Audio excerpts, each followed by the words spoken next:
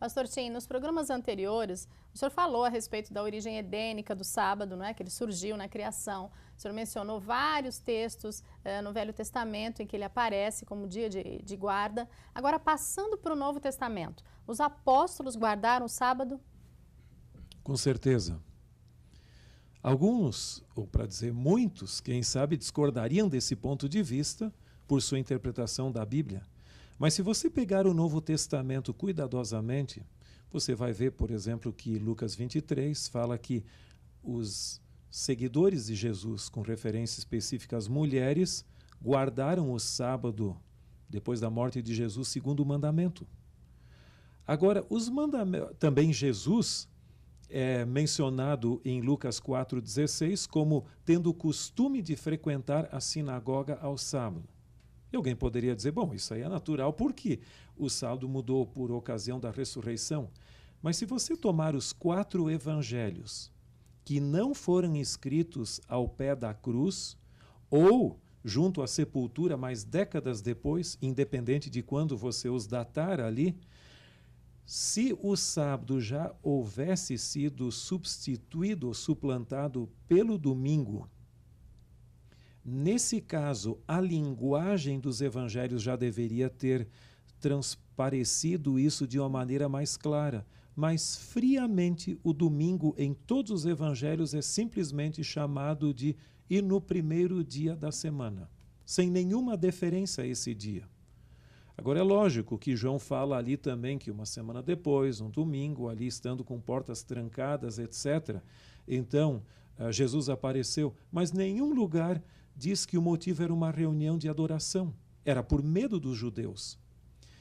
Paulo, nos seus escritos, fala de que a lei, incluindo o sábado, não salva ninguém.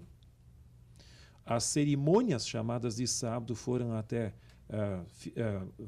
elas permaneceram, vigoraram até a cruz. Mas a santidade do sábado semanal permanece. No livro de Atos, nós temos algumas declarações muito interessantes. Paulo frequentava a sinagoga, sim, por um motivo evangelístico, mas se você der uma olhada, por exemplo, em Atos 16:13, onde não havia sinagoga, ele foi para junto de um rio ali para ter momentos de culto e de oração.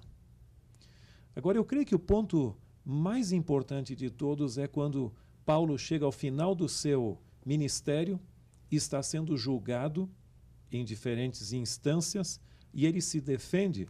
Por exemplo, você tem ali Atos capítulo 25, o verso 8, depois o 26, 4 a 6, e mais para frente também você tem o 28, 20. Paulo diz claramente: a minha vida vocês todos conhecem. Eu continuei vivendo fariseu até hoje. Eu em nada pequei contra a lei dos judeus, nem contra o templo, etc. Agora, se ele tivesse abandonado a mais sagrada instituição do judaísmo, que é o sábado, ele teria sido acusado por isso. E ele estava sendo julgado por aceitar Jesus de Nazaré como prometido Messias. Pastor Tim, embora o senhor tenha acabado de falar que o apóstolo Paulo aparentemente guardou o sábado e há evidências, em suas cartas muitas vezes há a impressão, e muitos interpretam assim, que ele teria desautorizado a observância da lei e, portanto, dos mandamentos. Não há uma certa contradição? Não parece que as cartas do apóstolo Paulo, muitas delas, levam à interpretação de que o sábado não precisaria mais ser guardado? Se eu quiser interpretar dessa maneira, eu posso. Mas eu creio que o problema não está no texto bíblico, mas na minha interpretação do texto. Paulo fala em Colossenses 2 que os sábados foram, no caso, sombra dos bens vindouros. Ninguém vos julgue por causa de dias de festa, lua nova e sábados, etc.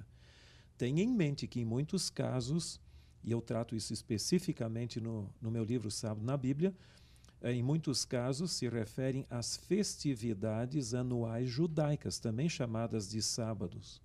Algumas são chamadas de dias de festa e outras de sábado. Então, esse é um assunto interessante. Se você der uma olhada no livro, você vai ter uma ideia ali dessa questão. Mas, em realidade, aquilo que apontava para Cristo, algumas dessas festividades terminaram na cruz.